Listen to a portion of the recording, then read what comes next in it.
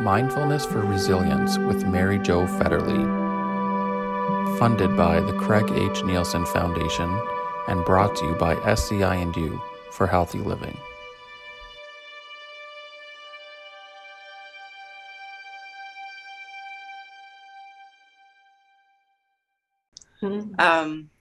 So we're just gathering in as you all gather in. A couple announcements, because it's a holiday next Wednesday, so you're going to get a holiday from seeing me, but I don't want you to take a holiday from mindfulness.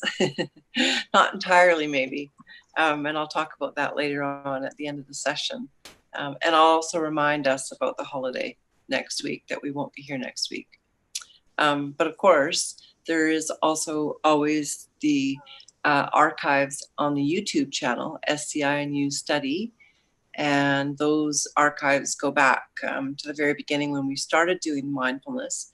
So if you're new today and you haven't done any of the sessions before, there is a little bit of a, especially after the third one, there is a sort of a progression, because like anything that we're learning, it takes a bit of practice to get better at it. And often when we first start something new, and especially with mindfulness, people will notice this, that it feels a little bit awkward.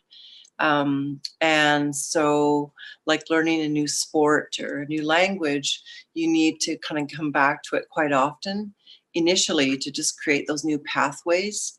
And as those new pathways develop in your brain, it will become easier and more seamless. But initially, it may seem and feel a little bit awkward. So that's why we practice, and that's the idea of having this progression, so that we're kind of working at starting off with the basics around mindfulness, which are just pausing to become present. And the next one is conscious relaxation. So we did a bit of that in the first few sessions. And then we started doing a little bit more about becoming aware of the breath and breathing. And that was more just looking at the sensory body and feeling, and with a kind curiosity and a gentle kind of inquiry into, where am I right now? What's my body doing? What's my breath doing? And that kind attention is really the basis of all of what we will be learning in mindfulness. And I've used a couple analogies, which I get from my teachers, Jack Cornfield and Tara Brock, which is to kind of treat it like your best, like you're meeting your best friend, where you want to, look at your body, your sensations, all the different things that are arising, as you would just a friend, kind of with this beautiful openness, curiosity. Well, how are you doing? Well, what's going on? And then when we encounter challenges with mindfulness, it's good to remember, first of all, that it's like we're training a puppy. We don't want to scold or get upset with ourselves, or kind of go into this, I'm not good enough, I can't do it, I'm never going to get this, which is that perfectionist trap. But we can go to this place of almost this, puppy love. Well, it's okay, come on, let's learn a little bit more, come this way. And that sort of gentle kindness is really one of the trademarks and the real foundations of what we're learning.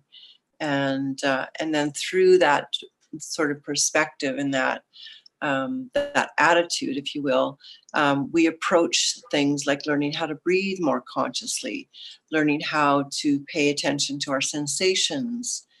And all of this leads us into this beautiful capacity for the brain to start opening up new pathways of being, because most things like chronic pain and even tension become this kind of closed loop in the brain.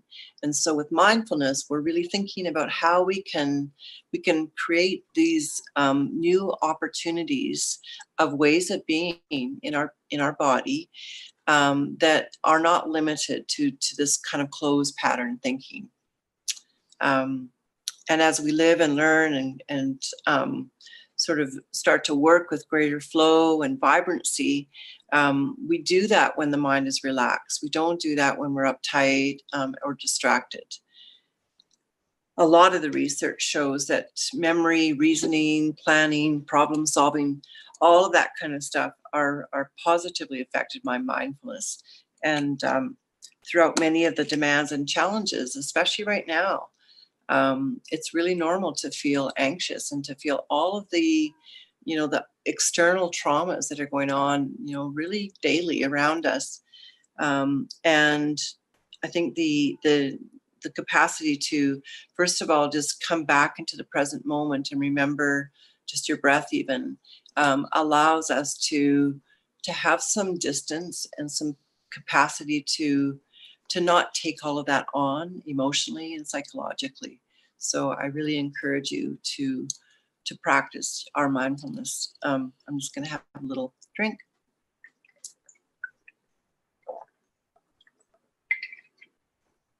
And that's one thing that we also want to really remember, is to stay really hydrated. A lot of, I think, these types of things can cause us to become dehydrated just because stress and worry are quite dehydrating. So today we're going to be focusing mostly on allowing our practice of mindfulness to take a little bit more of a curve forward, and we're going to be counting the breath today. So you might have noticed already, just as we've been doing some breath work, that sometimes your breathing is fast, sometimes it's slow, sometimes it's irregular. And all of these different waves of breathing are kind of reflective of how the mind is. And so as we steady and calm the breath, we then naturally allow the mind to calm and steady.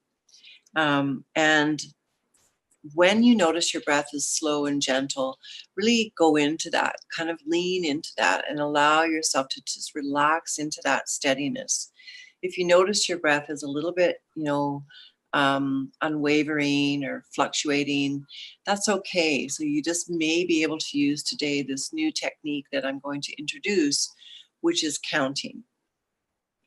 And you could also think about what we did a couple times ago, which was adding the words calm to the inhale and ease to the exhale. And that just kind of allows this beautiful metronome of your breath to move over into that parasympathetic system, which is the way that we allow our body to relax. And knowing that with mindfulness, you can allow yourself to be present with whatever you're experiencing. So, really allow that presence to be non-judgmental about wherever the breath is today. And I also want to just remind you that we want to think about focusing on where you feel the breath. So there's going to be a place that's really obvious to you where you notice your breathing. It could be through the nostrils. It could be at the back of the throat. You may feel the chest expand and the heart open. You may feel the breath more easily in your belly. So initially, as we practice today, go to that place. Go to where you do know, feel the sensation of breathing most immediately. And then we may expand that into noticing it in other places as well. Remember that as you exhale, you can relax. And if you find that you, in the counting especially, actually I'll say that later on. So we're going to just probably start. And I wanted to remind you to remember that we're not controlling the breath, rather we're noticing it. So even with the counting, it's best to think of the counting quite subliminally. So it's like you're 95% aware of the counting, and you're 95% aware of your breathing and 5% aware of the counting. So you're kind of just, the counting is background, but the real sensations and the real emphasis of your focus and your attention will be 95% just on the movement of your breathing. All right? Okay, so let's begin. So allow yourself just to shrug your shoulders up on an inhale. Take your upper arm bones back and exhale the arms down. Just find that beautiful, relaxing kind of release of the shoulders. Inhale up. Exhale back and down.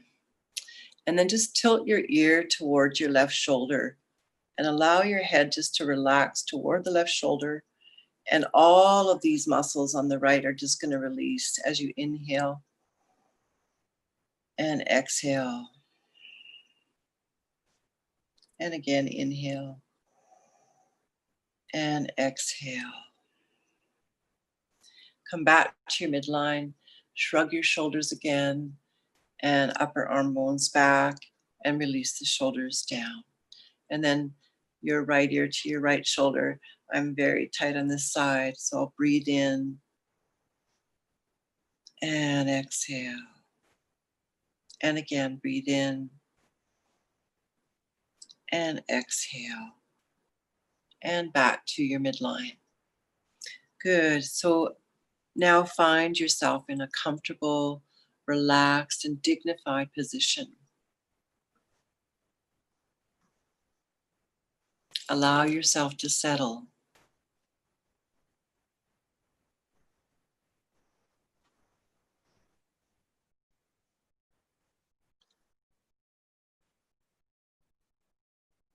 And as you take your seat, relaxing into this simple sense of presence, notice your state of your body. Notice the state of your mind. Notice the breathing. And bring a kind attention to it.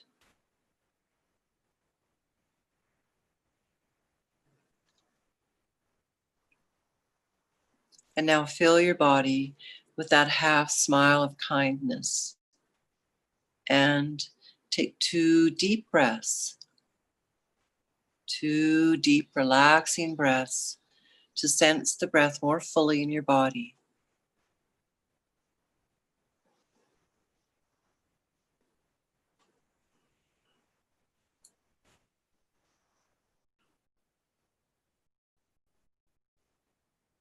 Good. And again, bring your attention to the natural rhythm of your breathing, wherever you sense it most easily. And let yourself feel several breaths in a row.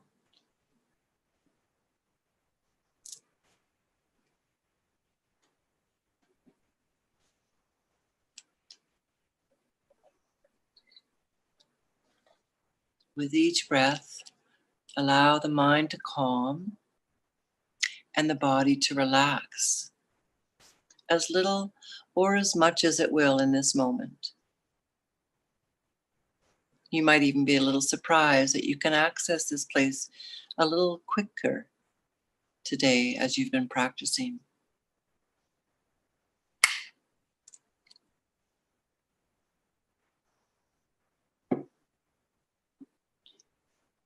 If it helps, as you inhale, add the word calm. And as you exhale, ease. As you notice where you're breathing, the sensations of your breathing, and the rhythm of your breathing.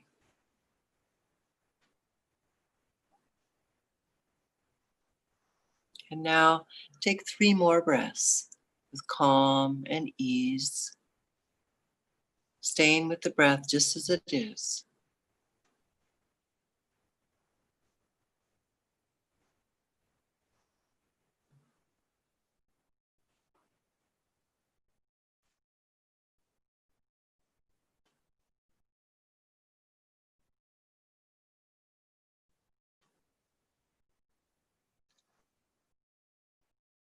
As you continue, bring the practice of counting each breath now. So what you will do is, as you exhale, count 1. And then breathe in and out and count 2. And so on. Remember to let the numbers be a whisper in the mind so that 95% of your attention is on the sensations of your breathing. the in and the out, the rise and the fall.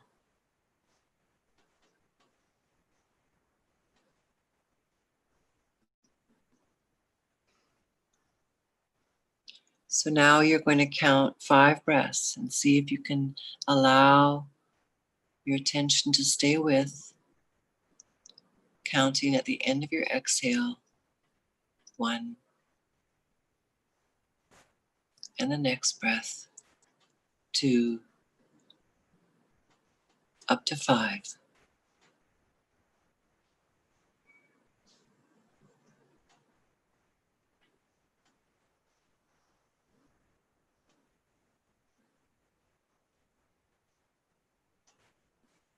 And you can begin counting from 1 to 5 again, or you might like to stretch and count from 1 to 10. Noting and reminding yourself that if your attention wanders somewhere in the middle of the longer count, it's okay. You simply go back to the beginning.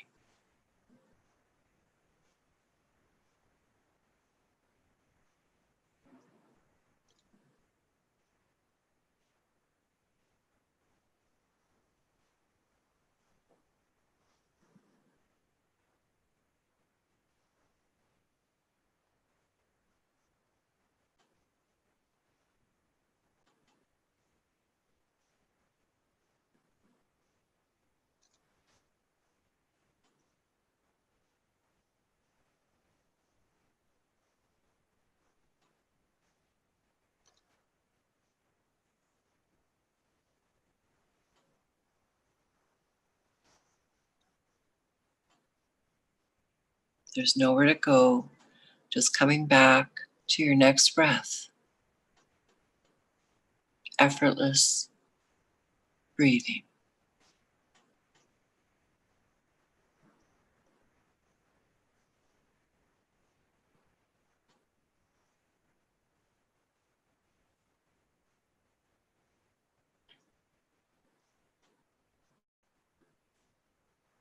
And if you end your count of 5 or your count of 10, let's just simply start that one more time again. Remembering that there's no judgment, there's no worry. If you lose yourself somewhere in the middle, you just start again.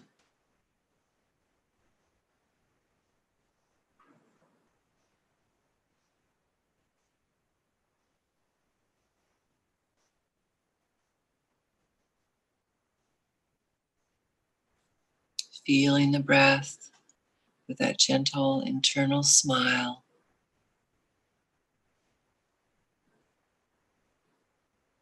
Feeling the body, mind, and breath as one.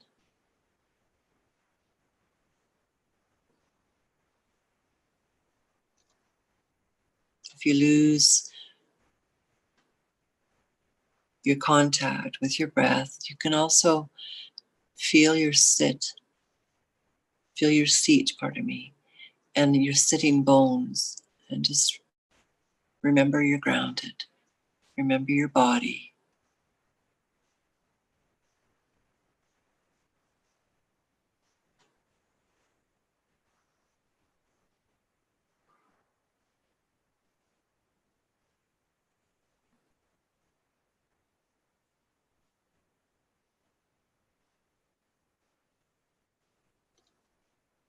And this simple dedication, this repeated returning back to the breathing, back to the simple attention of noticing your breath, is what builds your capacity, your neuroplasticity.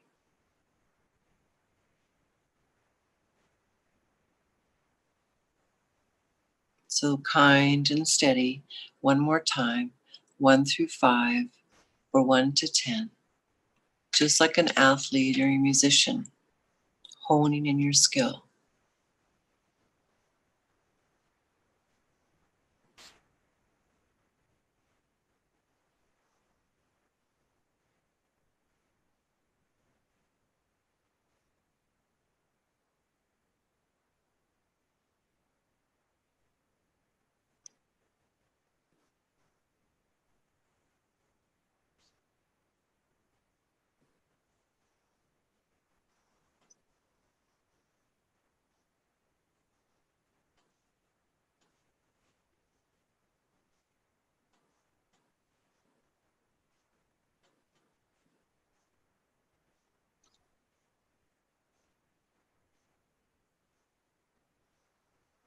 And resting in that kind, gentle state of awareness. Just feeling into this beautiful, quiet, calm, steady place.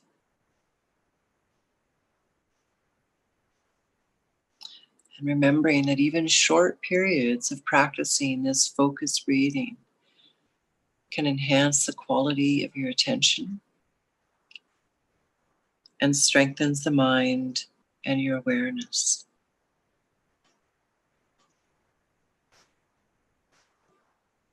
In the end, these things matter most. How well did I love? How fully did I live?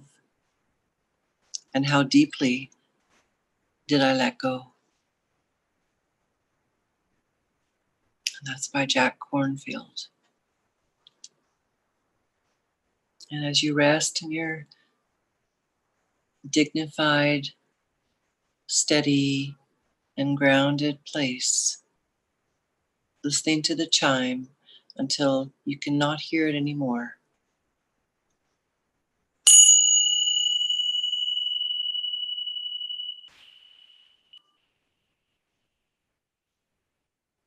And then bringing your attention back into the room.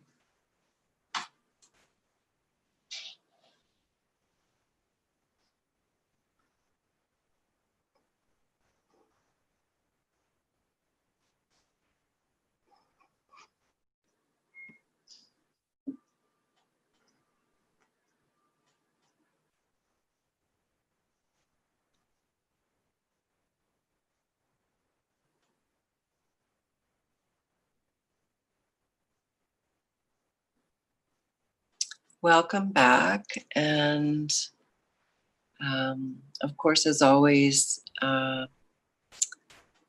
think the entry back into the world is the sort of like a baby coming back and or just being born into life. It's like we can open our eyes in a fresh way and perhaps see things from a new and fresh lens is always good. So as always, your comments are really welcome, your questions, and what else? Oh, I know, I was going to remind everybody that we're not here next Wednesday, so we'll be taking a break for Canada Day, and happy Canada Day. And as always, the archives are there if you would like to practice and do any mindfulness between now and when we see you again. Everybody likes the counting. Okay, well, that's great. I like it too. And it's, I was thinking about last week, and sometimes I think because I don't see you, and also because it's video and a new forum for me to be teaching in, I might rush things a little bit sometimes. And I was thinking about that. I thought, no, I need to be more mindful. So thanks for your comments. It helps me to learn and grow with us together and with you. Mary-Jo, I have a question that's kind of weird. Yeah. It's kind of a weird question, but I love your weird questions. So when you're counting, is there a difference between getting someone to count forward or count backwards? Like, there is. Yeah, there really is. That's a really great question. And you had something else? No, I was just going to say, like, I know, like, when you're going under anesthesia or anything, they always get you to count backwards. Yeah, you don't want to count backwards right now. So in meditation, the technology, of understanding the brain, especially in meditation and mindfulness, is very related to how the brain functions and the different ways, areas of the brain that light up when we do certain things. And we don't want to count backwards because there's we have a right and a left brain. And anyways, long story short, we have these two very distinctive nervous systems, the sympathetic and the parasympathetic. And we will count backwards, maybe if you want to go to sleep at night. and doing different types of techniques in meditation. It's really effective to do that. Like I gave that to you once, I think. But that was in our coaching class, and that was more for focus and training the brain. And right now in mindfulness, we're not interested in doing that. We're not trying to control so much. We're just trying to allow for this beautiful capacity of awareness to expand. So, count forward for now. So is it because when you're counting backwards, you're more focused on the counting? Yeah. Okay. It's harder. And so you go into your left brain, and so you lose that beautiful kind of shift that happens between the right and the left brain. That's part of what mindfulness is really valuable for. Oh, cool. Yeah. Good question. Any other questions? Okay, great. The question is that she says it felt short, and the question is normally how long should a beginner start with? Okay. So if it felt short, that's a good sign, because that means your body likes it, and your system's really responding well. So today we were 10 minutes, pretty sure. Could have been just a touch under. And I would say that that's a really good time to practice if you have that much time, and if you're feeling comfortable. So ideally, we're going to stretch that by the next week. We're going to add 2 minutes onto that. And I've added, like, since we started at 6, and then we moved to 8, and now we're at 10. So I think that's a great sign if you're feeling like it's short, because you're starting to actually, your system's shifting and it actually wants to do more. So go practice more. Could do a little bit longer, and you could just keep doing the counting a bit more, Jamie. You could start this session, say, online, and then rather than ending it, just keep going. The more you practice, the better, and the longer, the better. I don't think there's a limit to the length, honestly. What will happen if you practice really long over time is you may find that you will need to really do the focal counting, because over time our brain will start to wander. So, but practice, explore, get curious, and try it. There's no harm in giving it a shot. So, yeah.